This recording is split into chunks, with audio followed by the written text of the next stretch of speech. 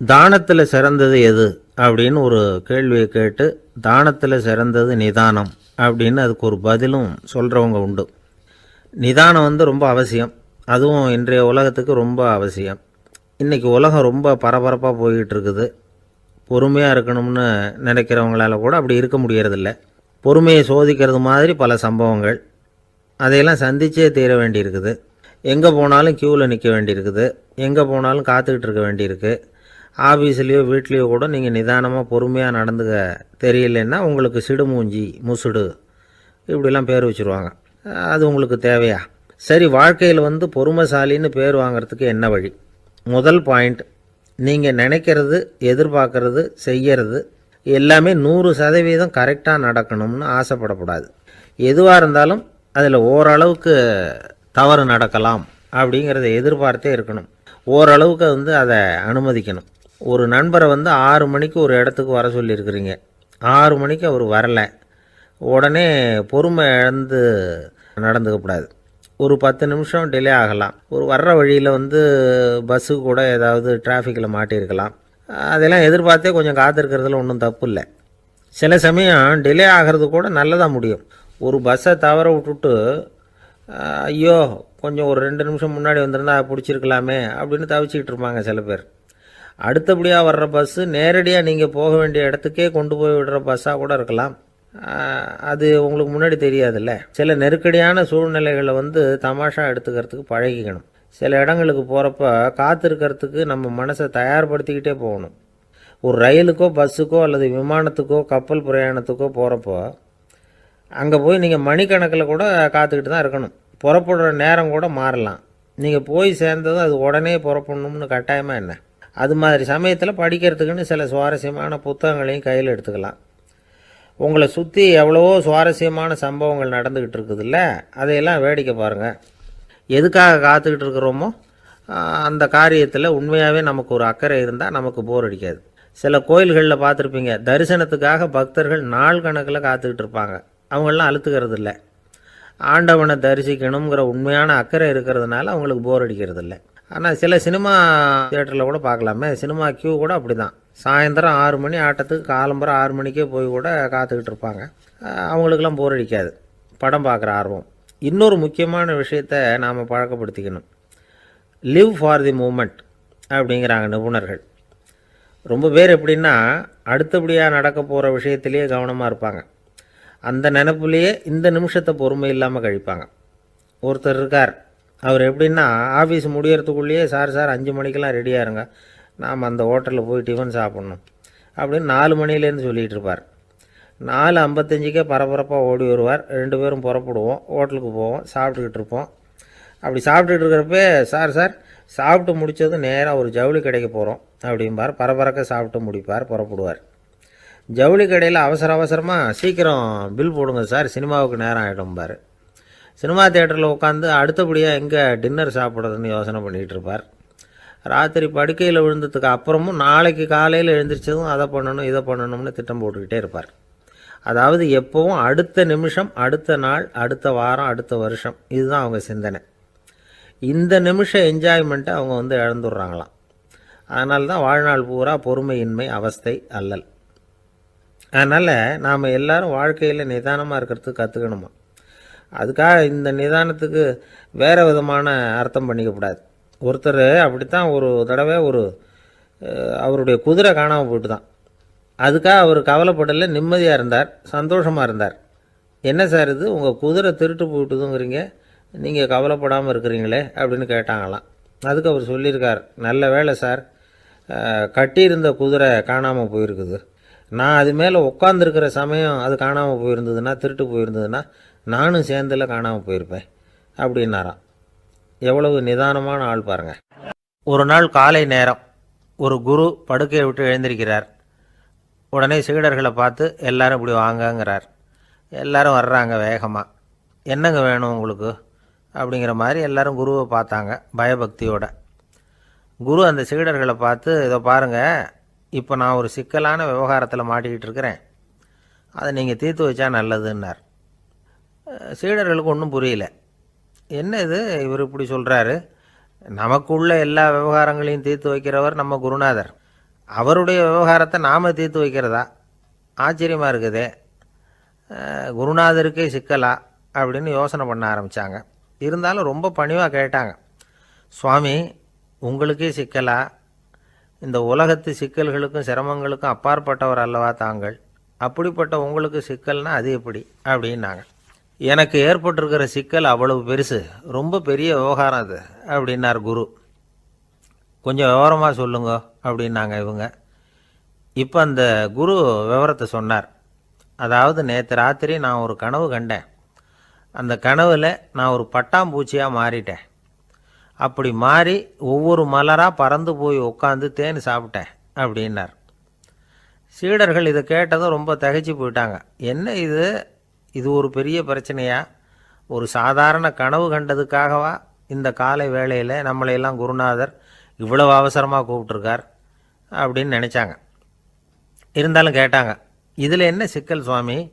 கனவுங்கிறது எல்லாருக்கும் வரத்தானே செய்யும் அப்படின்னார் ஒரு சீடர். சீடர்களே, பிரச்சனை அது இல்லை. நான் இன்றைக்கி காலையில் கண்ணு முழிச்சு பார்த்தப்போ நான் நானாக மறுபடியும் மாறிட்டேங்கிறத தெரிஞ்சுக்கிட்டேன். இதில் சிக்கல் என்னென்னா, இப்போ அந்த பட்டாம்பூச்சி தான் நானாக ஆயிட்டதாக கனவு கண்டுகிட்டு இருக்கா அப்படிங்கிறது தான். ஒரு மனுஷன் பட்டாம்பூச்சி ஆகிறதாக கனவு காண முடியுங்கிறப்போ அந்த பட்டாம்பூச்சியும் மனுஷனாக ஆகிறதாக கனவு காண முடியும் இல்லையா? இப்போ எனக்கு யதார்த்த நிலை தெரியணும், எது நிஜம்னு தெரியணும். நேற்று ராத்திரி நான் கண்டது கனவா, அல்லது இது பட்டாம்பூச்சி கண்டுகிட்டு இருக்கிற கனவா? இதுதான் குரு கேட்ட கேள்வி. இதை கேட்டதும் சீடர்கள் ரொம்ப குழம்பி போயிட்டாங்க. சுவாமி, இது வரைக்கும் நாங்கள் தூங்குறப்ப பார்க்குறது கனவுன்னும் மூழ்கிட்டு இருக்கிறப்ப பார்க்குறது நனவுன்னு நம்பிக்கிட்டு இருக்கிறோம். இப்போ எங்களை ரொம்ப குழப்பிட்டீங்க, இதுக்கு பதில் சொல்ல எங்களுக்கு சக்தி இல்லை அப்படின்னு சொல்லிவிட்டாங்களாம். அதுக்கப்புறம் அந்த குரு சொன்னாராம், நினைவு தான் முக்கியமான அம்சம். முடிவு கட்டம்னா பகலின் நினைவுகளை விட இரவின் கனவுகளே ரொம்ப உண்மை. ஒருத்தன் தூங்க போனால் தூங்கிக்கிட்டே இருந்தால் அவன் காணும் கனவு பொய்ங்கிறத அவன் உணர மாட்டான். ஒவ்வொரு கனவும் காணும் பொழுது அது ரொம்ப உண்மையாக தான் தெரியுது. ஒரு கனவு கூட உண்மை இல்லைன்னு கனவுல தோன்றுவதே இல்லை அப்படின்னார் குரு. அகில வாழ்வு அத்தனையும் சொற்பனம் கண்டாய் அப்படிங்கிறார் தாயுமானவர். ஆகையினால நம்ம கனவுலேருந்து நாம் என்னைக்கு முழிச்சிக்க போகிறோம் அப்படிங்கிறது தான் ஒரு முக்கியமான கேள்வி. ஒருத்தர் வந்தார், காலில் கட்டோடு வந்தார். என்னங்க காலில் கட்டுன்னு? சார், நேற்று ராத்திரி தூக்கத்தில் எங்கள் வீட்டு கூரையில் ஏணியை சாத்தி வச்சு இறங்கினப்போ வழுக்கி விழுந்து காலை உடச்சிக்கிட்டேன்னார். உங்கள் வீட்டில் தான் ஏணியே கிடையாது சார் அப்படின்னு. உண்மைதான் சார், நான் கீழே விழுந்து முழிச்சுக்கிட்டதுக்கு அப்புறம் தானே ஏணி இல்லைங்கிறது எனக்கு ஞாபகம் வந்தது அப்படின்னார். நாட்டில் நல்லவங்க ஒருத்தர் 2 பேர் இருக்கிறதுனால தாங்க மழையே பெய்யுது அப்படின்னு சொல்கிறது உண்டு. நல்லார் ஒருவர் உளரேல் அவர் பொருட்டு எல்லாருக்கும் பெய்யும் மழை. சில சமயம் ரொம்ப பேர் திடீர்னு நல்லவங்களாக ஆகிடுவாங்க போல இருக்குது. அதனால தான் விடாமல் பேய் மழையாக கொட்டி தீர்த்துடுது. எல்லாரும் நல்லவங்களாகிட்டா உலகமே தாங்காது போல இருக்க. அப்பப்போ ஒருத்தர் 2 பேர் நல்லவங்களாகணும், அப்போ தான் சீராக மழை பெய்யும். மாதத்துக்கு 3 பேர் நல்லவங்களானால் மாதம் மும்மாரி பொழியும். இதெல்லாம் வேடிக்கை பேச்சு. இப்போ இதெல்லாம் ஒரு பக்கம் இருக்கட்டும், இப்போ விஷயத்துக்கு வருவோம். ஒரு கும்பலில் நல்லவன் யார் அப்படிங்கிறத எப்படி கண்டுபிடிக்கிறது? இதுக்கு ஒரு வேடிக்கை கதை உண்டு. என்னுடைய நண்பர் ஒருத்தருக்கு அவங்க பாட்டியம்மா சொன்ன கதையாக அது. அது என்ன கதைன்னா, ஒரு ஊரில் ஒரு சமயம் பலமான மழை பெய்ய ஆரம்பிச்சுட்டு தான். இடி மின்னல் ரொம்ப கடுமையாக இருந்திருக்குது. ஆரம்பித்த மழை வர வர கடுமையாக ஆகிட்டு இருக்குதே தவிர நிற்கிற பாடாக தெரியல. ஊர் ஜனங்கள்லாம் பார்த்தாங்க. இதுக்கு மேலேயும் வீட்டு உள்ளே இருந்தால் ஆபத்துங்கிறத புரிஞ்சுக்கிட்டாங்க. ஏன்னா வீடெல்லாம் இடிஞ்சு விழுந்துருமோங்கிற பயம். உடனே எல்லாரும் புறப்பட்டு ஊருக்கு பொதுவாக இருந்த ஒரு மண்டபத்தில் போய் தங்கிக்கிட்டாங்க. மின்னல் கடுமையாக இருந்தது. இடி எந்த நேரத்துலையும் விழலாம்ங்கிற நிலைமை. எப்போ விழலாம்னு பார்த்துக்கிட்டு இருக்குது. அந்த மண்டபத்தில் இருந்த ஜனங்கள் மனசுக்குள்ளே ஒரு பயம். நம்ம கூட்டத்தில் யாராவது ஒரு கெட்டவன் பாவம் பண்ணவன் இருந்தால் கூட இடி இந்த மண்டபத்தில் விழுந்துரும், அது எல்லாருக்கும் ஆபத்து அப்படின்னு நினச்சாங்க. சரி, இதுக்கு என்ன பண்ணலாம் அப்படின்னு யோசனை பண்ணாங்க. அந்த கூட்டத்தில் ஒரு பெரியவர் இருந்தார். அவர் ஒரு யோசனை சொன்னார். இதோ பாருங்கள், அதுக்கு ஒரு வழி இருக்குது. அதோ எதிர்த்தாப்பில் கொஞ்சம் தூரத்தில் ஒரு உயரமாக மரம் ஒன்று இருக்குது பாருங்கள். பொதுவாக இடி சுலபமாக விழறது அது மாதிரி உயரமான மரத்தில் தான். நம்ம கூட்டத்தில் இருக்கிறவங்க எல்லாரும் ஒவ்வொருத்தராக போய் அந்த மரத்தை தொட்டு விட்டு திரும்பி வந்துடணும். நம்மள பாவம் பண்ணவன் யாரோ அவன் அந்த மரத்தை தொடுற சமயத்தில் இடி விழுந்துடும், அவன் மட்டும் போயிடுவான், மண்டபத்தில் இருக்கிற நாமெல்லாம் பொழைச்சிக்கலாம் அப்படின்னு ஐடியா கொடுத்தார் அந்த பெரியவர். இது நல்ல யோசனையாக பட்டது. எல்லாரும் ஒத்துக்கிட்டாங்க. ஒவ்வொருத்தராக போய் அந்த மரத்தை தொட்டு விட்டு திரும்பி வந்தாங்க. இடி எதுவும் விழலை. இன்னமும் பாவம் பண்ண ஆசாமி அதை போய் தொடலை போல இருக்கு அப்படின்னு நினச்சிக்கிட்டாங்க. ஒவ்வொருத்தராக போகிறாங்க, எல்லாரும் போய் தொட்டுவிட்டு வந்தாச்சு. இன்னும் ஒரே ஒரு ஆசாமி தான் பாக்கி. கடைசியாக இருந்த அந்த ஆள் பயந்துட்டான். இது வரைக்கும் இடி விழலைன்னா இப்போ என்ன அர்த்தம்? இப்போ நாம தான் பாக்கி, நாம தான் தப்பு பண்ண ஆள் போல இருக்கு அப்படின்னு நினச்சிட்டான். அதனால் துணிச்சலாக போய் தொடுறதுக்கு பயந்தான், தயங்கிக்கிட்டே இருந்தான். இருந்தாலும் மற்றவங்கள்லாம் சும்மா இருப்பாங்களா? கட்டாயப்படுத்தி கழுத்தை பிடிச்சி தள்ளாத குறையா அவனை தள்ளி விட்டாங்க, போய் தொட்டுட்டு வாடான்னு. அவன் நடுங்கிட்டே போய் அந்த மரத்தை தொட்டான். அதே வினாடி ஒரு பயங்கரமான மின்னல் இடி விழுந்துட்டுது. எங்கே விழுந்தது தெரியுமா? அந்த ஆள் மேலே இல்லை, மண்டபத்தில் விழுந்தது. மண்டபத்தில் இருந்தவங்க பூரா காலி. அந்த ஒரு ஆள் மட்டும் புழைச்சிக்கிட்டான். இந்த ஒரு ஆளை காப்பாற்றுறதுக்காக தான் இடி மண்டபத்தில் விழாமல் இருந்திருக்குது. இதுதான் கதை. அதனால் நல்லவங்க எப்படியும் தப்பிச்சுக்குவாங்க அப்படிங்கிறது ஒரு நீதி. ஒருத்தன் அப்படி தான் தெருவில் நடந்து போய்கிட்டு இருந்தான், ரொம்ப நல்லவன். எதிரில் ஒருத்தன் சைக்கிளில் வந்துக்கிட்டு இருந்தான். அதில் மோதி இவன் கீழே விழுந்துட்டான். சைக்கிள்காரன் உடனே இறங்கி இவனை தூக்கி விட்டான். இவன் எழுந்திரிச்சு அவனை முறைச்சி பார்த்தான். அப்படி பார்க்காதீங்க சார், நீங்கள் ரொம்ப புண்ணியம் பண்ணியிருக்கீங்க, அதுதான் இப்போ சைக்கிளில் மோதிக்கிட்டீங்க அப்படின்றான். என்ன அப்படி சொல்கிறேன் நான்? இவன் 10 நிமிஷத்துக்கு முன்னாடி நான் லாரி ஓட்டிகிட்டு வந்தேன், அப்போ நீங்கள் எதிரில் வந்திருந்தீங்கன்னா என்ன ஆயிருக்கும் அப்படின்னானா அவன். எனக்கு அதிர்ஷ்டமே இல்லை சார் அப்படின்னார் ஒருத்தர். ஏன் அப்படி சொல்கிறீங்கன்னு கேட்டோம். வியாபாரம் பண்ணலாம்னு ஒரு கடை வச்சேன், வேண்டியப்பட்டவங்க கூட என் கடையில் எதுவும் வாங்க மாட்டேங்கிறான், எல்லாரும் அடுத்த கடைக்கு தான் போகிறான் அப்படின்னு சொல்லி ரொம்ப அழுத்துக்கிட்டார். இதுக்கு போய் அதிர்ஷ்டம் இல்லைன்னு சொல்லாதீங்க, வாடிக்கையாளர்களை கவர்றது எப்படிங்கிறது உங்களுக்கு தெரியல, அதுதான் குறை அப்படின்னும். சார், உங்களுக்கு தெரிஞ்ச அந்த ரகசியத்தை எனக்கும் கொஞ்சம் சொல்லி கொடுங்களேன் அப்படின்னார். சரி, உங்கள் காதை இப்படி கொடுங்க அப்படின்னு சொல்லி அது சம்பந்தமாக பெரிய வல்லுநர்கள் சொல்லியிருக்கிற கருத்துக்களை அவர்கிட்ட சொல்ல ஆரம்பித்தோம். அதாவது இந்த வாடிக்கையாளர்களை கவர்றதுக்கு வல்லுநர்கள் பல ஆலோசனைகளை ஏற்கனவே சொல்லி வச்சுருக்கிறாங்க. அது சம்பந்தமாக அனுபவப்பட்டவங்க, அதை தெரிஞ்சு வச்சுக்கணும். அதாவது கடை வச்சுருக்கிறவங்க எல்லாரும் இதை கொஞ்சம் காதில் வாங்கி வச்சுக்கணும். எதை இப்போ சொல்ல போகிறத. எப்பவும் பணத்தை சம்பாதிக்கிறதுலையே குறியாக இருக்கக்கூடாதான். அதை விட முக்கியமாக நீங்கள் சம்பாதிக்க வேண்டியது வாடிக்கையாளர்களுடைய மன நிறைவு. வர்றவங்க திருப்தியோடு போகணும், அது முக்கியம். அதில் கவனமாக இருக்கணும். கடைக்கு வர்ற ஒருத்தர் ஏதாவது ஒரு குறை சொல்கிறாருன்னு வச்சுங்க, அதை அலட்சியப்படுத்தக்கூடாது. ரொம்ப அக்கறையோடு அதை காது கொடுத்து கேட்கணும். அப்படியா சார், அதை நான் அவசியம் கவனிக்கிறேன் அப்படின்னு சொல்லணும். ஒருத்தர் வரார், சார் நேற்றுக்கு உங்கள் கடையில் இதை நான் வாங்கிட்டு போனேன், வீட்டில் இது வேணான்னு சொல்லிவிட்டாங்க, திருப்பி கொடுக்கறதுக்காக தான் வந்திருக்கிறேன் அப்படின்னு சொல்லி திருப்பி கொடுக்குறார். உடனே நீங்கள் முகம் சுளிக்கக்கூடாது, எரிச்சல் படக்கூடாது. வழக்கம் போல் நிதானமாக முகம் அலர்ச்சியோடு அதை திருப்பி வாங்கிக்கணும். இவ்வளவு ரூபாய்க்கு சாமான் வாங்கினா இந்த ஸ்பூன் அன்பளிப்பு, இப்படி ஏதாவது கொடுக்கலாம். பண்டிகை காலங்கள்லேயும் பொருள்கள் வாங்குறவங்களுக்கு இப்படி ஏதாவது பொருத்தமாக ஒரு அன்பளிப்பு கொடுக்கலாம். நீங்கள் கொடுக்கறது ஒரு சர்வசாதாரணமான பொருளாக இருந்தால் கூட அது வாங்குற ஒரு மனசில் ஒரு மகிழ்ச்சியை ஏற்படுத்தும். எதுவும் உங்களால் கொடுக்க முடியலன்னா உங்கள் முகம் நிறைஞ்ச சிரிப்பையாவது கொடுங்க, அது போதும். உங்கள் கடையில் இல்லாத ஒரு பொருளை வாடிக்கையாளர் கேட்குறார், உடனே இல்லைன்னு முகத்தில் அடித்தது மாதிரி சொல்லிடக்கூடாது. கொஞ்சம் உட்காருங்க சார் அப்படின்னு சொல்லி உங்கள் பணியாளர் யாரையாவது அனுப்பி வெளியிலேருந்து வாங்கிட்டு வர சொல்லி அவர்கிட்ட கொடுக்கலாம். சில பேர் உங்கள் கடைக்கு வரும்பொழுது அவங்க வீட்டு குழந்தைகளையும் கூப்பிட்டுக்கிட்டு வர்றாங்கன்னு வைங்க. நீங்கள் என்ன செய்யணும்னா அந்த குழந்தைகளை முதல்ல கவனிக்கணும். அது கண்ணத்தை கிள்ளணும், அதுக்கிட்ட விளையாடணும், அதுக்கு ஏதாவது மிட்டாய் பிஸ்கட் எதையாவது கொடுத்து அது கவனத்தை கவரணும். அதுக்கப்புறம் பெரியவங்களை கவனிக்கலாம். உங்கள் கடையில் வேலை செய்கிற பணியாளர்கள் சுத்தமாக இருக்கணும், சிரித்த முகம், சுறுசுறுப்பு, இது ரெண்டும் அவங்களுக்கு தேவை. அழுது வடிஞ்சிக்கிட்டு இருக்கக்கூடாது. அப்புறம் இன்னொரு விஷயம், அதிகமாக பொருள் வாங்குகிற ஒருத்தர்கிட்ட அதிக மரியாதையாகவும் குறைச்சலாக பொருள் வாங்குறவர்கிட்ட வேறு விதமாகவும் நடந்துக்கக்கூடாது. எல்லாருக்கிட்டையும் சமமாக நடந்துக்கணும். 5 ரூபாய்க்கு வாங்கினாலும் சரி, 500 ரூபாய்க்கு வாங்கினாலும் சரி, அவங்கக்கிட்ட நீங்கள் காட்டுற மரியாதையில் வித்தியாசம் இருக்கக்கூடாது. எல்லாத்துக்கும் மேலே அவங்க கடையில் ஒரு பொருள் வாங்கினா அது உண்மையானதாக இருக்கும், தரமுள்ளதாக இருக்கும் அப்படிங்கிற நினைப்பு ஜனங்களுக்கு வரணும். அதனால் தரமான பொருளையே நீங்கள் உங்கள் கடையில் வச்சுருக்கணும். இது வரைக்கும் நான் சொன்னதையெல்லாம் கவனத்தில் வச்சுக்கிட்டு நீங்கள் கடையை ஆரம்பிச்சிங்கன்னா வியாபாரம் பிச்சுக்கிட்டு போகும். அப்படி போகலன்னா அதுக்கப்புறம் கேளுங்க. ஏன்னா இந்த யோசனைகள்லாம் அனுபவப்பட்டவங்க சொல்லியிருக்கிற யோசனைகள். இந்த யோசனைகளில் நீங்கள் எச்சரிக்கையாக இருக்க வேண்டிய ஒரு விஷயம் உண்டு. அது என்னங்கிறதையும் தெரிஞ்சு வச்சுக்கிறது நல்லது.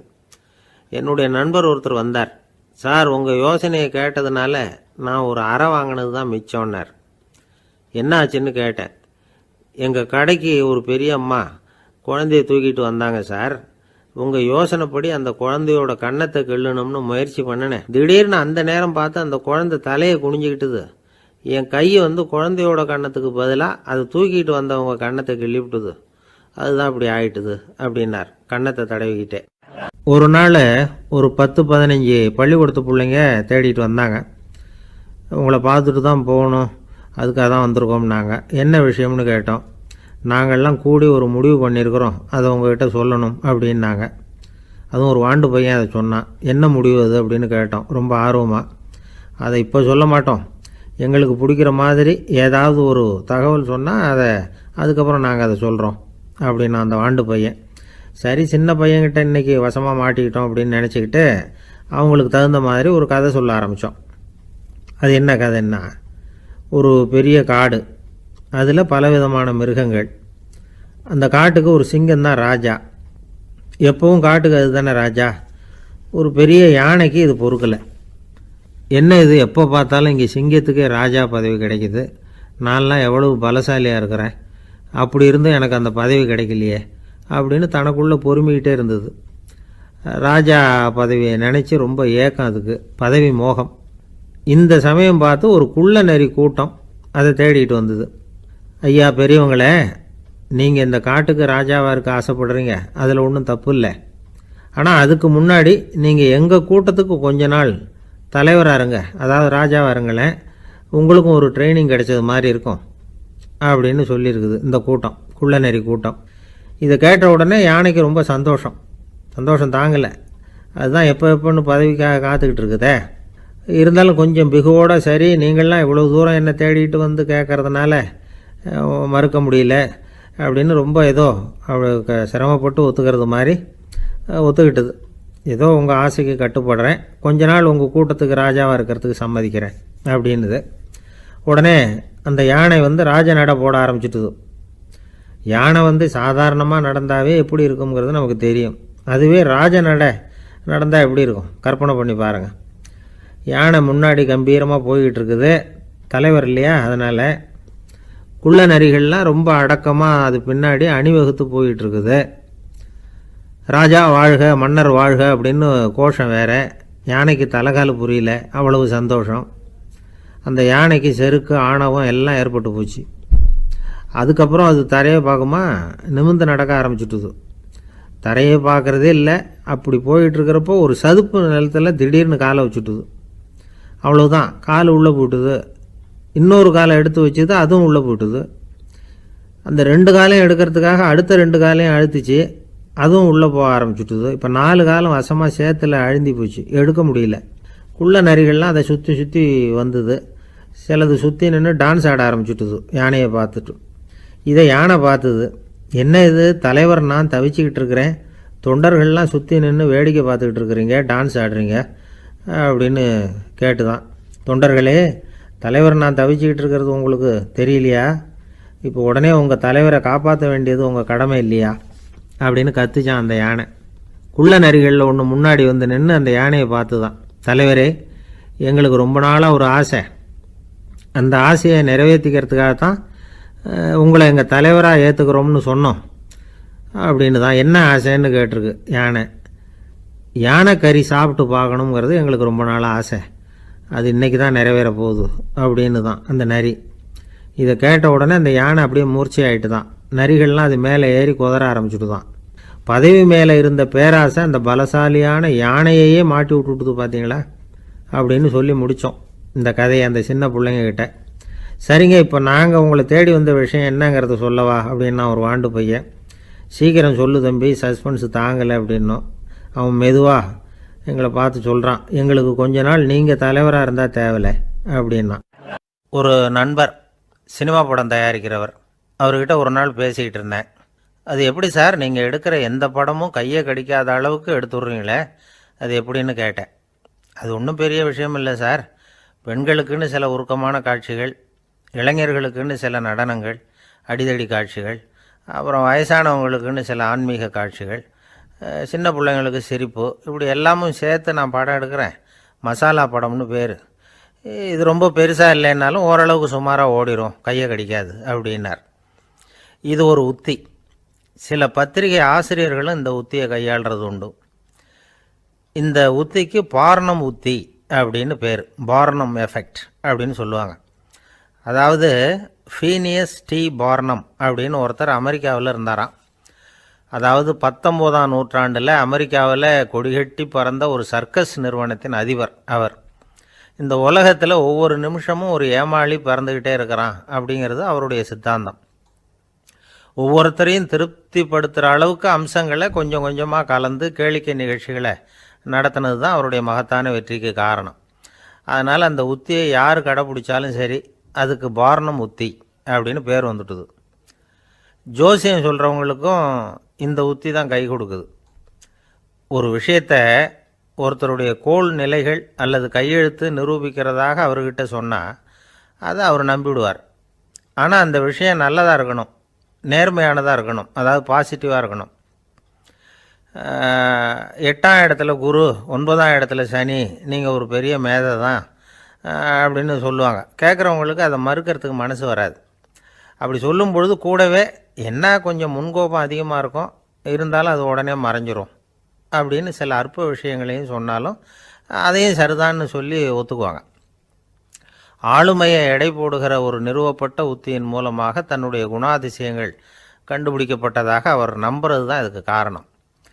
இந்த மாதம் பணத்தட்டுப்பாடு கொஞ்சம் இருக்கும், உடம்புல ஏதாவது கொஞ்சம் அசௌகரியம் இருக்கும், வீட்டுக்குள்ளே லேசாக மனஸ்தாபம் வரலாம், இது மாதிரி பொதுப்படையாக சிலதை சொன்னாலே போதும், மக்களை நம்ப வச்சுடலாம். இதெல்லாம் நமக்கு மட்டும்தான் ஏற்படுது அப்படின்னு சொல்லி அவங்க நினைக்கிறது தான் காரணம். இதுதான் பார்னம் உத்திங்கிறது. மனிதர்கள் பாராட்டுக்களை விரும்புகிறதும் விமர்சனங்களை வெறுக்கிறதும் பார்னம் உத்தியின் அடுத்த கூறு. அதனால் ஒருத்தருக்கு ஜோசியம் சொன்னாலும் சரி, அவருடைய ஆளுமையை மதிப்பிடுறதாக இருந்தாலும் சரி, அவரை புகழற மாதிரி இருந்தாலும் சரி, அப்படி இருந்தால் தான் அது சரியாக இருக்கும். சாதகமான விஷயங்களை அதிகமாகவும் பாதகமான விஷயங்களை நாசூக்காகவும் சொன்னால் மக்கள் அதை நம்பிவிடுவாங்க. ஒருத்தரை கருமின்னு சொன்னால் ஏற்றுக்க மாட்டார். அதையே கொஞ்சம் மாற்றி நீங்கள் கொஞ்சம் சிக்கனமான ஆசாமி அப்படின்னு சொன்னால் நீங்கள் சொல்கிறது சரிதான் சார் அப்படிம்பார். நீங்கள் பெரிய செலவாளி தான், இருந்தாலும் நல்ல விஷயங்களுக்கு தான் செலவழிப்பீங்க அப்படின்னு சொல்லணும். இப்படி இந்த பார்னம் உத்தியை கடைப்பிடிச்சி இன்றைக்கி வெற்றிகரமாக காலம் தள்ளுறவங்க நிறைய பேர் இருக்கிறாங்க. இந்த உலகத்தில் ஒவ்வொரு நிமிஷமும் ஒரு ஏமாளி பறந்துக்கிட்டே இருக்கிறான் அப்படிங்கிறது தான் ஃபீனியஸ் பார்னம் அவர்களுடைய நம்பிக்கை. அதை விட அடுத்தவங்களை ஏமாளியாக நினைக்கிற மனுஷர்கள் தான் இன்றைக்கி உலகத்தில் ரொம்ப அதிகம். ஒருத்தர் தன்னுடைய மேல் அதிகாரிகிட்ட போய், ஐயா ஒரு நாள் லீவு வேணும், என் தங்கச்சிக்கு கல்யாணம் அப்படின்னார். அவர் பார்த்தார், ஒரு 10 நிமிஷம் வெளியில் இருங்கன்னார். 10 நிமிஷம் கழித்து கூப்பிட்டார், இதை பாருங்கள், நீங்கள் சொல்கிறது பொய். இப்போ உங்கள் தங்கச்சிக்கு ஃபோன் பண்ணேன், அவங்க தனக்கு 2 வருஷத்துக்கு முன்னாடியே கல்யாணம் ஆகிட்டதாக சொல்கிறாங்க அப்படின்னார். உடனே இவர் சொன்னார், சார் இப்போ நீங்கள் சொல்கிறதும் பொய்யாக தான் இருக்கணும், ஏன்னா நிஜமாக எனக்கு ஒரு தங்கச்சியே கிடையாது அப்படின்னார். சில பேர் ஆளை பார்த்தா 60 வயசு மாதிரி தோணும், உண்மையான வயசு என்னன்னு பார்த்தா 40 அல்லது 45 சில பேரை பார்க்குறதுக்கு 45 மாதிரி தெரியும், உண்மையிலேயே 65 தாண்டி இருப்பாங்க. ஒரு மனிதனுக்கு 2 வகையான வயது உண்டுங்கிறார் ஓஷோ.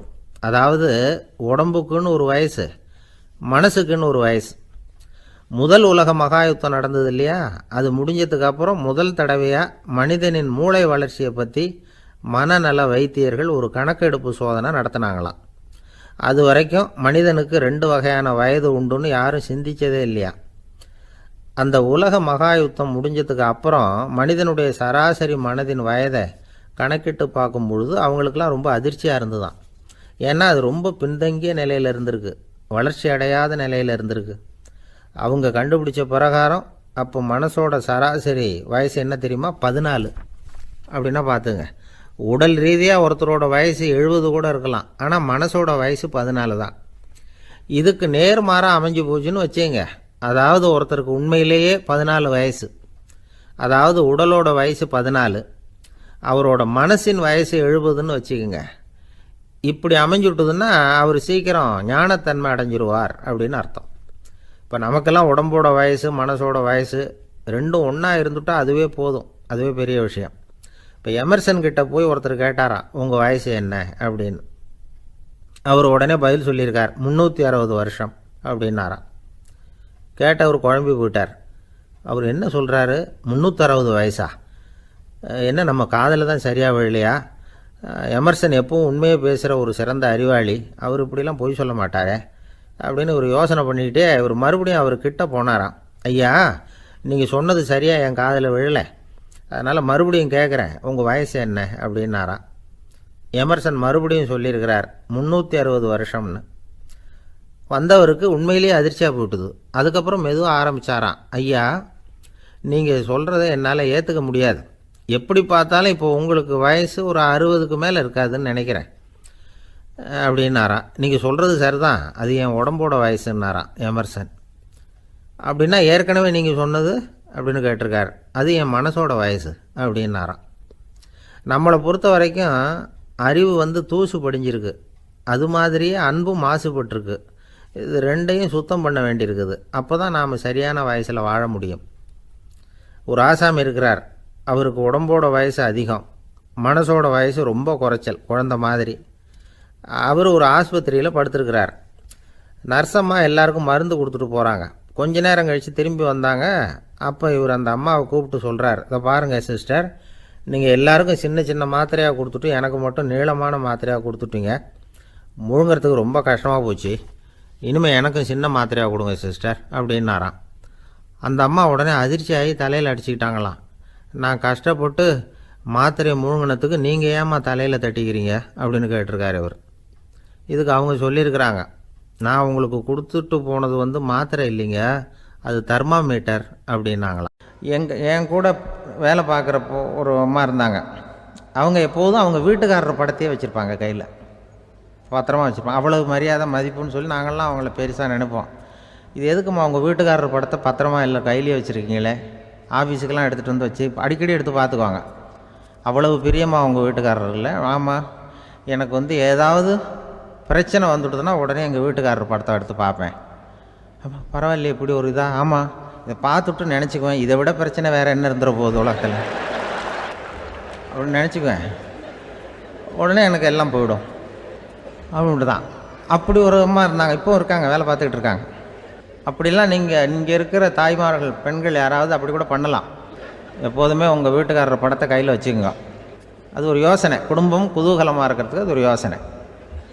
அதே மாதிரி இவங்களும் அவங்க படத்தை வச்சுக்கலாம், வச்சுக்கிட்டு பிரச்சனை வரும்போது பார்த்துக்கணும். இதை விட நமக்கு என்ன வந்துட போகுது பெருசாக அப்படின்னு. அப்படி தான் இருக்கணும். குடும்பம் நல்லபடியாக இருக்கணும்னா அதுக்கு இப்போ சொல்லுவாங்க, கடவுளே ஒரு வீட்டு கணவன் வீட்டு தலைவர் கனவுல வந்தாராம். கடவுள் இது மாதிரி உன்னை விட்டுட்டு உங்கள் குடும்பத்தை உன்னையெல்லாம் விட்டுட்டு போக போகிறேன்னா, அதனால் ஏதாவது வர வேணும்னா கேட்டு போய் வாங்கிக்கோ அப்படின்னு கடவுள் சொன்னாராம் அந்த குடும்ப தலைவர்கிட்ட. அவருக்கு என்ன கேட்குறதுன்னு புரியல. கடவுள் விட்டுட்டு போகிறேங்கிறார், ஏதாவது வரம் கேட்டுக்கோ அப்படின்னு. நம்ம என்ன பண்ணுறது, என்ன கேட்குறதுன்னு ஒன்றும் புரியல, குழம்பிக்கிட்டு இருந்தான் அந்த ஆள் கனவுல. இப்போ கடவுள் சொன்னாராம், சரி நீ ரொம்ப குழப்பமாக இருக்க, நாளைக்கு மறுபடியும் உன் கனவுல வரேன், அதுக்குள்ளே நீ முடிவு பண்ணி வை, உனக்கு என்ன வரம் வேணுமோ கேட்டு வாங்கிக்கோ, உனக்கு வரம் கொடுத்துட்டு நான் போயிடுறேன், உன்னை விட்டுட்டு போகிறதா நான் முடிவு பண்ணிட்டேன் அப்படின்ட்டுருக்காரு கடவுள். சரி ஒரு நாள் அவகாசம் கொடுங்க, நாளைக்கு நான் அதுக்குள்ளே முடிவு பண்ணி வைக்கிறேன்ட்டு அவர் வந்தார். மறுநாள் முழிச்சுக்கிட்டு மனைவி மகன் மக்கள் எல்லாரையும் கூப்பிட்டார், குடும்பத்தில் எல்லாரையும். இப்படி வாங்க, இது மாதிரி நேற்று கனவுல வந்தார் கடவுள், நம்மளை விட்டுட்டு போக போகிறாராம், என்ன வரம் வேணும்னு கேட்டு வாங்கிங்கோ அப்படின்னு இப்போ சொல்லிட்டார். என்ன கேட்குறதுன்னா அப்படின்னு அந்த கணவன் கேட்குறான். இந்த மனைவி சொல்கிறாங்க, என் உடம்பு பூரா நகையாக இருக்கணும் அப்படின்னு கேள் அப்படின்ட்டுருக்கு. அதுக்குள்ளே அந்த ஒரு பொண்ணு ஓடி அப்படிலாம் கேட்காதப்பா கடவுள்கிட்ட, இப்போ இருக்கிற சொத்து எவ்வளோ இருக்கோ அதுபோல் இன்னொரு பங்கு வேணும்னு கேள் அப்படின்னு. அந்த பையன் அவன் வேறு சொன்னான், அவன் அது நமக்கு இது போல் ஒரு 10 பங்காவது வேணும், 2 பங்களா கார் வேணும் அப்படின்னு அவன் ஒரு லிஸ்ட்டை கொடுத்தான். இவர் என்ன கேட்குறதுன்னு முடிவு பண்ணுறதுக்குள்ள அங்கே வேலை செய்கிற அம்மா, ஒரு வயசான அம்மா வந்திருக்கு, வேலை செய்கிற அம்மா. அது சொல்லிச்சான் இவர்கிட்ட, தப்பாரு கடவுள்கிட்ட அப்படிலாம் கேட்காதப்பா, நாளைக்கு வரும்பொழுது என்ன வர வேணும்னா, எங்கள் குடும்பத்தில் எல்லாரும் அன்பாக இருக்கணும், பாசமாக இருக்கணும்னு கேட்டு வாங்கிக்கோ. வரத்தை அன்பு பாசம் குடும்பத்தில் எப்போதும் நிலவணும்னு கேட்டு வாங்கிக்கோ, வேற எல்லாம் நம்ம பார்த்துக்கலான்னு அந்த பெரியம்மா சொல்லிச்சான். மறுநாள் அதே மாதிரி படுத்து தூங்கினார். கடவுள் கனவுல வந்தார். வந்து கேட்கும்பொழுது இவர் சொன்னாராம், ஐயா எனக்கு வந்து எங்கள் குடும்பத்தில் நாங்கள் கணவன் மனைவி புள்ள குட்டி எல்லாம் பாசமாக இருக்கணும், அன்பாக இருக்கணும், இதுதான் எங்களுக்கு வர வேணும் அப்படின்னு கேட்டாராம். இவர் கேட்டதும் கடவுள் வந்து தலையை சொரிய ஆரம்பிச்சிட்டாராம். ஏன் என்ன யோசிக்கிறீங்கன்னு கேட்டிருக்காரு. நீங்கள் அன்பாக பிரியமாக இருந்தீங்கன்னா அப்புறம் ஏன் நான் உங்களை விட்டுட்டு போக போகிறேன்? நான் ஏற்கனவே இல்லைங்கிறதுனால தான் உங்களை விட்டு போகலாம்னு முடிவு பண்ணியிருந்தேன். இப்போ நீங்கள் ஏற்கனவே பாசமாக இருந்தீங்கன்னா நான் இனிமேல் போக மாட்டேன், அதனால் ஏன் முடிவை மாற்றிக்க வேண்டியதுதான், உங்கள் கூட தான் இருக்க போகிறேன்னாராம். இப்படி ஒரு கதை சொல்லுவாங்க. அதனால் ஒரு குடும்பத்தில் அந்தந்த உறவு முறைகள் சரியாக இருக்கிற வரைக்கும் எல்லாம் நல்லாயிருக்கும். அங்கே தான் இறைவன் வாழும் இல்லம்ங்கிறாங்களே, அதுதான் அது. அதில் அந்த குடும்ப தலைவருங்கிறவர் கணவன் அப்படிங்கிறதுனால அவருக்கு தான் பொறுப்பு. அவருக்கு நிறைய சகிப்புத்தன்மை வேணும், கோபம் வரக்கூடாது, யார் என்ன சொன்னாலும் போகணும். சில கணவன்மார்கள் வந்து எது சொன்னாலும் மனைவி வந்து தட்டுறதில்லை. அங்கே போனால் போவாங்க, எதுக்கு போக சொல்கிறேன்னு கேட்குறதில்ல, போகிறது. இங்கே வான்னா வர்றது. திருவள்ளூர் மனைவி இருந்தாருன்னு சொல்கிறாங்கல்ல, அது மாதிரி. அது எப்படின்னா ஒருத்தர் சொன்னார், அது அப்படி இல்லை, அதுக்கு ஒரு கதை சொன்னார். ஹிட்லர் வந்து வந்தாராம் ஒரு தடவை. ஒரு பெரிய கப்பல் மேலே, கப்பலுடைய மேல் தளத்தில் ஹிட்லர் வந்துக்கிட்டு இருக்கார். ஒரு இங்கிலீஷ் கேப்டன் எதிரில் நிற்கிறான். அவனுக்கு பெரிய ஆச்சரியம், இந்த ஆள் எப்படி இப்படி ஒரு தனி மனிதனாக இருந்துக்கிட்டு உலகத்தையே இப்படி இந்த பாடுபடுத்துகிறார் அப்படின்னு சொல்லி, உன்னுடைய வெற்றிக்கு என்ன காரணம்னு கேட்டாராம் அந்த இங்கிலீஷ் கேப்டன். இப்போ ஹிட்லர் சொன்னாராம், என்னுடைய வெற்றிக்கு காரணம் என்கிட்ட வேலை செய்கிற ஊழியர்கள். நான் கிழிச்ச கோட்டை தாண்ட மாட்டாங்க, நான் என்ன சொல்கிறேனோ அதை உடனே செய்வாங்க, ஏன் எதுக்குன்னு எதிர்த்து பேச மாட்டாங்க, அதுதான் என்னுடைய வெற்றிக்கு காரணம் அப்படின்னு சொல்லி அதை நிரூபித்து காட்டுறேன் பார் அப்படின்னு சொல்லி கையை தட்டினாராம் ஹிட்லர். உடனே ஒரு சிப்பாய் எங்கேருந்து வந்து லெஃப்ட் ரைட்னு போட்டு வந்து சல்யூட் பண்ணி நின்னான். உடனே ஹிட்லர் சொன்னார், நீ அப்படியே இந்த கப்பல் மேல் தளத்துலேருந்து அப்படி கடலில் விழுந்து செத்து போடா அப்படின்னு பொத்துன்னு குதிச்சுட்டான். எதுக்கு சொல்கிறேன் என்ன இதில், உடனே குதிச்சு செத்து போட்டான். இவருக்கு பெரிய ஆச்சரியம் கேப்டனுக்கு. ஹிட்லர் சொன்னார், இதுதான் என்னுடைய வெற்றிக்கு காரணம், தப்பார் இன்னொருத்தனை கூப்பிட்றேன் அப்படின்னு தட்டினா இந்த பக்கத்துலேருந்து ஒருத்தன் வந்தான், லெஃப்ட் ரைட்னு வந்து நின்னா, நீ இப்படி குதிச்சு செத்து போடா அப்படின்னு பொத்துன்னு குதிச்சுட்டான். எதுக்கு போக சொல்கிறீங்கன்னு ஒன்றுமே கேட்கல, குதினா உடனே குதிச்சுட்டான். அப்போ ஹிட்லர் சொன்னார், இதே மாதிரி என்னுடைய ஒவ்வொரு ஊழியர்களும் இருக்கிறாங்க, நானும் ஊழியர்களை இழக்கிறதுக்கு தயாராக இல்லை, தயாராக இருப்பேன் எப்போதும், தப்பார் இன்னொருத்தர் தட்டுறேன்னு இன்னொருத்தர் வந்தார். எதிர்த்தாப்புலேருந்து ஒருத்தன் லெஃப்ட் ரைட் சல்யூட் அடித்தான். நீயும் குதிச்சு செத்து போடான்ருக்கார் ஹிட்லர். இவனால் பொறுக்க முடியல, இந்த இங்கிலீஷ் கேப்டன் அனாவசியமாக ஒவ்வொருத்தனாக குதிச்சுட்றானேன்னு சொல்லி ஓடி போய் அவனை குதிச்சிட்டான். குதிக்கிறதுக்கு முன்னாடி பிடிச்சி தனியாக எடுத்துகிட்டு போட்டான். தனியாக எடுத்துகிட்டு போய் அந்த சிப்பாய்கிட்ட கேட்டாரான் அந்த இங்கிலீஷ் கேப்டன், ஏன்ப்பா அந்த ஆள் குதிக்க சொல்கிறான்னா நீ ஏன் எதுக்குன்னு கேட்குறது இல்லையா, உடனே குதித்து செத்து போகிறீங்களே, இதெல்லாம் என்ன அநியாயம் அப்படின்ட்டுருக்கான் அந்த இங்கிலீஷ் கேப்டன் கையை பிடிச்சிக்கிட்டு. உடனே அந்த சிப்பாய்க்கு கோவம் வந்துட்டு தான், உடையா கையை, இவன்ட்ட வேலை பார்க்குறத விட உழுந்து செத்து போகலான்னு நான் குதிக்கிறான், என்ன அனாவசியமாக எதுக்கே இருக்க சொல்கிறேன் அப்படின்னு சொல்லி குதிச்சுட்டானா. அதனால் இந்த உடனே சொல்கிறத செய்கிறாங்க பாருங்கள், அவங்கள நம்பக்கூடாது. கணவன்மார்களுக்கு ஒரு எச்சரிக்கை, சொல்கிறத உடனே செஞ்சுருவாங்க மனைவி, நீ அங்கே போனால் போங்க வரணும் அது ஹிட்லர் மாதிரி நினைக்கிறாங்கன்னு அர்த்தம். இதுகிட்ட பேசிக்கிட்டு இருக்கிறத விட சொல்கிறத செஞ்சுட்டு போடுவோமே, அப்படி சமாளிக்கிற கணவன்மார்கள் உண்டு. குடும்பத்தில் வந்து அப்படிலாம் இருந்து சமாளிக்கிறாங்க. குடும்பத்தில் ஒருத்தர் அனுசரிப்பு தன்மைங்கிறது ரொம்ப அவசியம். கணவன் மனைவின்னா அனுசரித்து போகணும்னு சொல்லுவாங்க. அதாவது ஒரு கணவன் அதுக்காக தான் அந்த காலத்துலலாம் ஒரு வீட்டுக்கு வந்து மாப்பிள்ளை தேடுறதுங்கிறது ஒரு பெரிய குடும்பத்தை நிர்வகிக்கிற அளவுக்கு ஒரு கணவனாக வரக்கூடிய எப்படி இருக்கணும் அப்படின்னா, அந்த காலத்தில் புலி வேட்டைக்கு போகணும். ஒரு பொண்ணுக்கு மாப்பிள்ளை தேடுறதுன்னா நம்ம தமிழ் பழக்கம் என்னென்னா, காட்டுக்கு போய் ஒரு புலியை வேட்டையாடிட்டு வரணும்.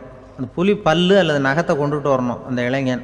அதை வந்து வீட்டில் கொடுப்பான், அதை தான் கட்டி அதை வந்து இதாக கட்டுவாங்க, மாலையாக போடுவாங்க, தாலியாக கட்டுவாங்க. அதாவது வீரம் இருக்கா பையனுக்குன்னு பார்ப்பாங்க. ஒரு பொண்ணு வேணும்னா நீ முதல்ல வீட்டுக்கு பொண்ணு கேட்க போகக்கூடாது, காட்டுக்கு போகணும், போய் புளியை கொண்டு வா, அதுக்கப்புறம் தான் உனக்கு பொண்ணு அப்படின்னு சொல்லுவாங்க. இப்போவெல்லாம் ஏன் போகிறது இல்லைன்னா, இப்போலாம் ஒருத்தனை வந்து காட்டுக்கு போய் புலிப்பல் கொண்டு வான்னா புலி தான் மாப்பிள்ளையாக வரும். அதனால தான் இப்போ போகிறதில்ல யாரும் காட்டுக்கு. அப்போ வந்து பெண்களும் வந்து ரொம்ப வீரமாக இருந்தாங்க. பெண்கள் மூலம் அந்த காலத்தில் எப்படின்னா, முறத்தாலேயே புலியை துரத்துவாங்களாம். நம்ம பழைய பாட்டிலெல்லாம் பார்த்துருப்பீங்க, முறத்தால் புலியை விரட்டினாங்கன்னு வரும் பழைய பாட்டு. ஒரு அந்த அளவுக்கு பெண்களுக்கு வீரம்.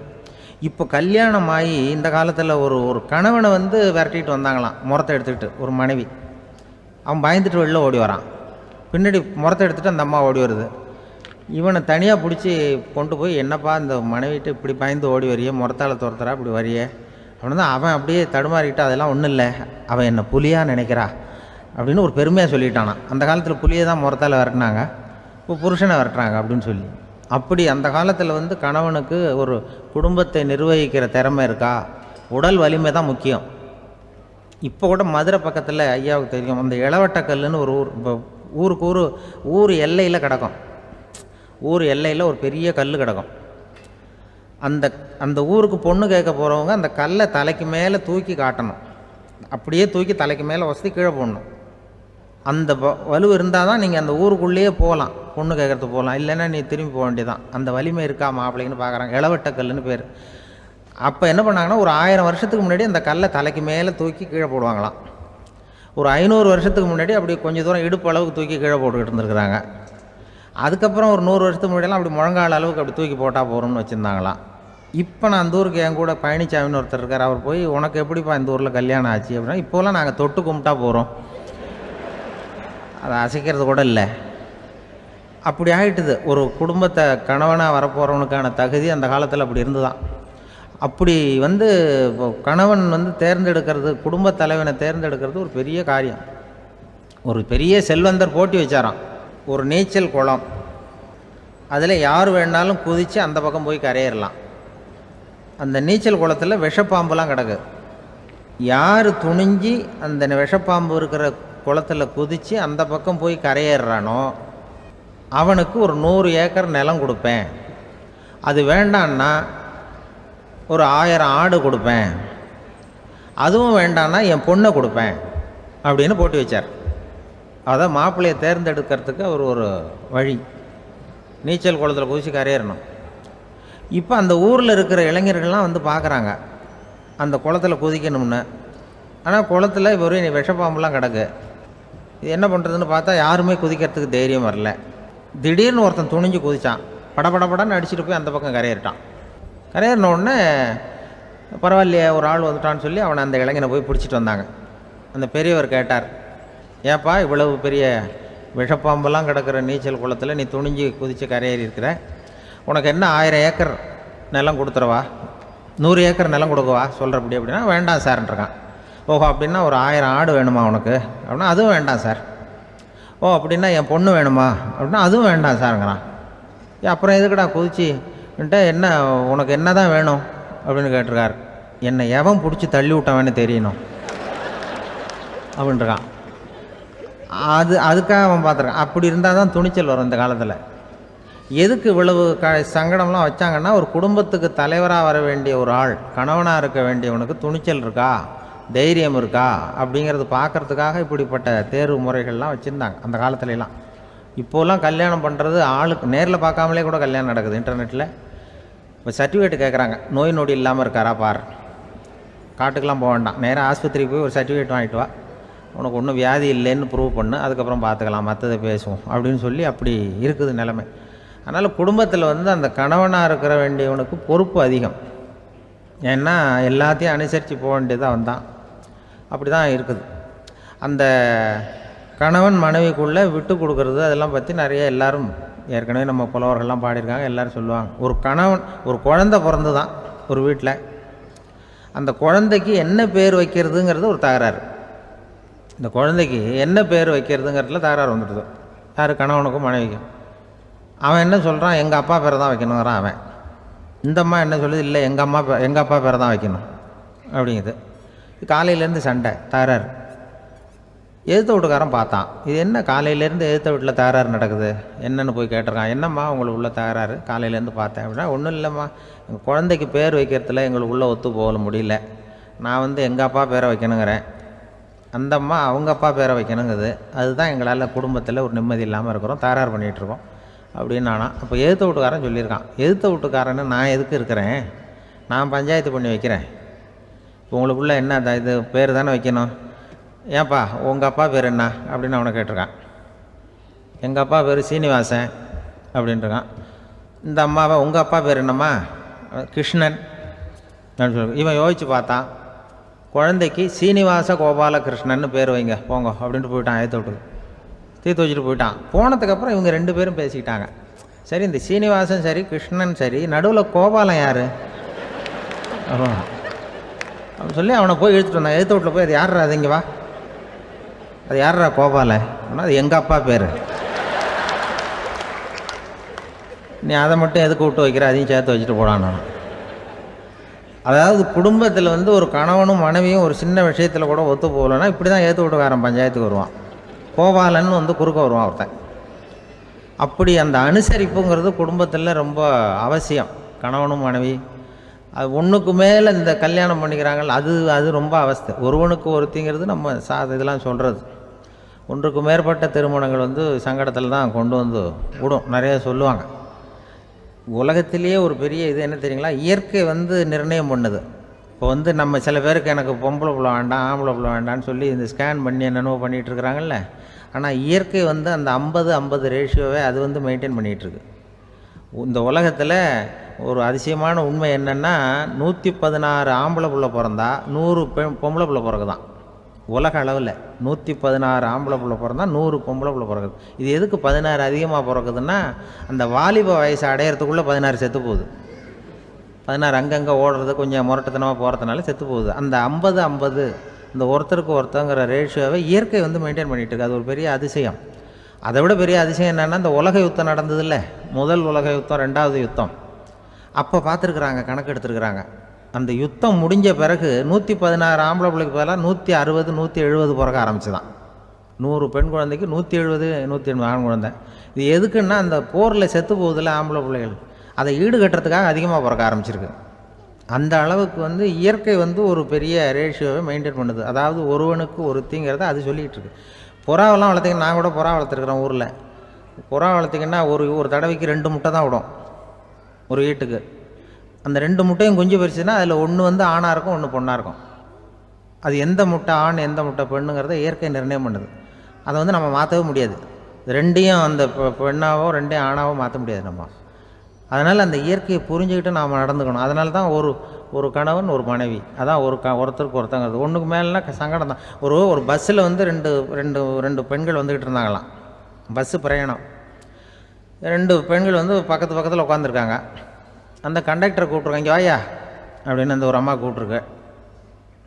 என்னம்மா அப்படின்ட்டுருக்கார். வந்து இந்த ஜன்னலை திறந்து விட்டு போ அப்படின்னு. சரின்னு பக்கத்தில் இருந்த ஜன்னலை திறந்து விட்டு அவர் போயிட்டார். பக்கத்தில் இருந்தாமல் உடனே இங்கே வாயா, மறுபடியும் வாயான்னு கூப்பிட்ருக்கு. வந்து என்ன, இந்த ஜன்னலை மூடிவிட்டு போ அப்படின்ட்டுருக்கு. மூடிவிட்டு போனார். மறுபடியும் அந்த முன்னாடி கூப்பிட்டது, வாமா வாயான்னு மறுபடியும் கண்டக்டரை கூப்பிட்டு, என்ன இந்த பார், இந்த ஜன்னலை வந்து நீ மூடி வச்சின்னா நான் மூச்சு திணறி செத்து போடுவேன். அப்புறம் உடனே பக்கத்தில் இருந்தம்மா, தபாரியா அந்த அம்மா பேச்சை கேட்டுட்டு நீ திறந்து வச்சின்னா நான் குளிர் தாங்காமல் செத்து போடுவேன் அப்படின்ட்டு அவர் தலையை பிச்சுக்கிறார் கண்டக்டர். என்னடா பெரிய ரொம்ப போச்சேன்னு, கொஞ்சம் தூரம் பிரயாணம், இதில் கூட அட்ஜஸ்ட் பண்ணி போகக்கூடாதா அப்படின்னு. அப்போ அந்த பஸ்ஸில் பின்னாடி ஒருத்தன் கடைசி சீட்டில் வெயில் தாங்காமல் சட்டையெல்லாம் கட்டி போட்டுட்டு ஒரு கிராமத்து ஆள் பீடி குடிச்சிட்டு வரான். அவர் கூப்பிட்ருக்கான் அந்த ஆள், அந்த கண்டக்டர், இங்கே வாயா, அங்கே என்ன தகராறு அப்படின்னு. அந்த எதிர்த்து வீட்டுக்காரன் வந்தானே முன்னாடி பஞ்சாயத்துக்கு, அது மாதிரி கண்டக்டர், இங்கே வாயா, அவன் ஏன் நீ என்ன சொல்ல போகிற அப்படின்ட்டு வந்திருக்கான். சட்டையெல்லாம் கட்டி போட்டு பீடி குடிக்கிறான். பீடி புகையை ஊதிவிட்டு அங்கே என்ன தகராறு அப்படின்னு கேட்டிருக்கான். ஒன்றும் இல்லையா, அந்த அம்மா வந்து ஜன்னலை திறந்தா செத்து போவேங்கிறது, இந்த அம்மா ஜன்னலை மூடுனா செத்து போவேங்கிறது, நான் என்னையா பண்ணுறது ஒரு ஆள் அப்படின்னு.